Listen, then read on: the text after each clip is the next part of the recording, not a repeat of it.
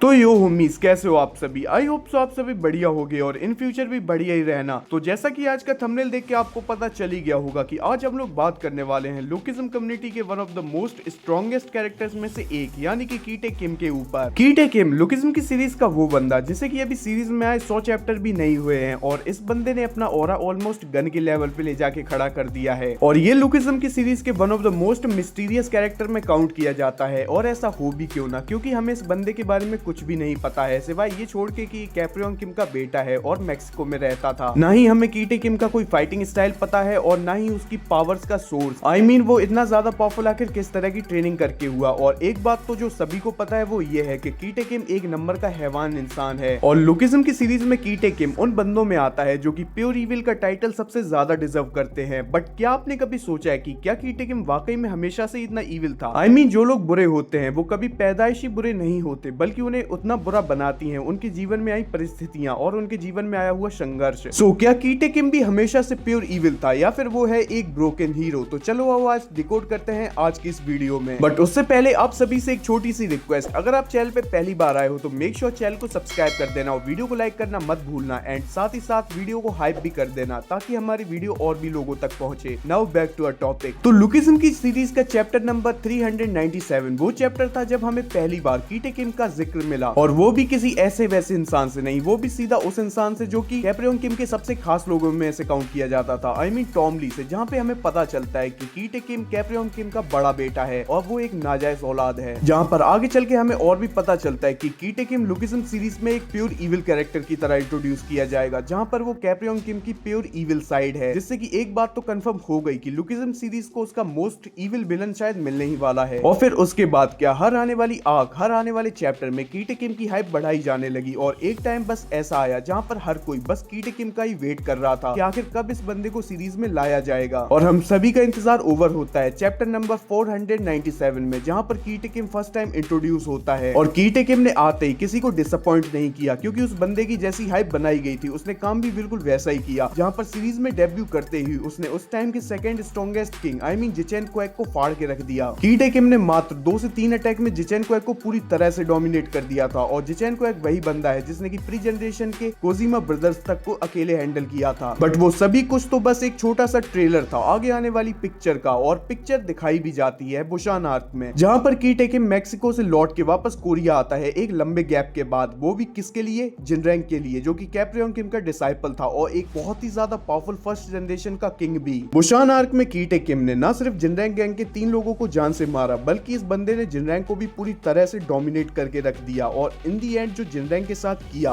उसे देख के हर किसी का दिल दहल गया था। और वो चैप्टर लुकिज्म की सीरीज का one of the most brutal chapter भी माना जाता है अब तक का। और ऐसा इसलिए क्योंकि जिनरैंग कोई अत्तू खैरा बंदा नहीं था, बट वो कीटे किम की ब्रूटैलिटी का 10% भी नहीं था, क्योंकि कीटे किम ने कहा था कि मैक्सिको में ये सब मेरा रोज का था। तो आप इसी चीज से बस अंदाजा लगा सकते हो कि आखिर मैक्सिको में इस आदमखोर ने किस लेवल का खौफ फैला रखा होगा। तो ये तो हुई अब तक की पूरी समरी कि कीटे किम लुकिज्म में किस तरह से आया और अब तक उसने किस तरह के कांड कर रखे हैं। और इन सभी कारनामों में सबसे खतरनाक तो मैंने जोड़ा ही नहीं कि कीटे किम ने जेम्स ली के साथ कैप्रियन किम को भी मारा था, जो लुकिज्म कम्युनिटी की one of the most legendary character count किए जाते हैं। और कीटे किम का फ्यूचर प्लान भी काफी ज्यादा सिंपल है, जहां पर वो पूरे कोरिया और जापान को लपेटने की सोच रहा है अपने अंडर में। बट कीटे किम की अब तक हमें कोई भी बैक स्टोरी नहीं बताई गई, तो चलो आओ थोड़ा सा गैस करने की कोशिश करते हैं। तो अब तक हमें जितने भी पॉइंट्स मिले हैं अगर हम लोग उन्हें जोड़े तो हमें पता चलता है कि कीटे किम कैप्रियन किम की नाजायज औलाद था, विच मींस हो सकता है पास्ट में कभी कीटे किम को उस लेवल का ट्रीटमेंट ना मिला हो फिस्ट गैंग और उसके मेंबर्स द्वारा, जो कि वो डिजर्व करता था एज अ सन ऑफ कैप्रियन किम, जिसके चलते वो हमेशा से मेंटल डिप्रेशन में चला गया था सिंस बचपन से। जिसके बाद से उस पागल के दिमाग में ऐसी अजीब सी चीजें भरनी स्टार्ट हो गई कि यामाज़ाकी पीरियड ही बेस्ट था, जिसे कि कैप्रियन किम के आने से हटना पड़ा। और फिर हो सकता है कि आगे चल के कीटे किम की मॉम की भी डेथ हो गई हो, जिसका जिम्मेदार उसने कैप्रियन किम और उनकी फिस्ट गैंग को समझा हो। और क्योंकि कैप्रियन किम की जो डार्क साइड थी, कीटे किम उसी से प्यार करता था, जिसके चलते वो कोरिया छोड़ के मैक्सिको गया ताकि वो स्ट्रॉन्ग बन सके और कैप्रियन किम की डार्क साइड को पूरी तरह अपना सके। और मैक्सिको में लगभग एक मॉन्स्टर बनने के बाद कीटे किम वापस कोरिया आया होगा ताकि वो कैप्रियन किम को जान से मार सके। और ऐसा उसने किया भी, जहां जेम्स ली के साथ मिलके उसने कैप्रियन किम की फील्डिंग सेट कर दी। एंड फिर कैप्रियन के मरने के बाद जब फर्स्ट जनरेशन सेकंड जनरेशन का बवाल हुआ था तब वो वापस मैक्सिको चला गया था, क्योंकि उसे सेकंड जनरेशन और फर्स्ट जनरेशन में बिल्कुल भी इंटरेस्ट नहीं था। और कीटे किम बस वेट कर रहा था कि कब जेम्स ले उसे वापस कोरिया बुलाए ताकि वो अपने प्लान को अंजाम दे सके, और ऐसा होता भी है। जहाँ पर चार्ल्स चोई के मरने के बाद जब गन प्रिजन चला गया था तब ये सबसे सही टाइम था जेम्स और कीटे के लिए उनके प्लान को एग्जीक्यूट करने का। और फिर उसके बाद क्या हुआ वो तो हम सभी को पता है। खैर ये मेरी पर्सनल थ्योरी थी, तो अगर आपको ये पसंद ना आई हो तो प्लीज कमेंट सेक्शन में गालियां मत देना, और वीडियो पसंद आई हो तो make sure like and subscribe कर देना। और मिलते हैं फिर नेक्स्ट वीडियो में, तब तक के लिए गुड बाय।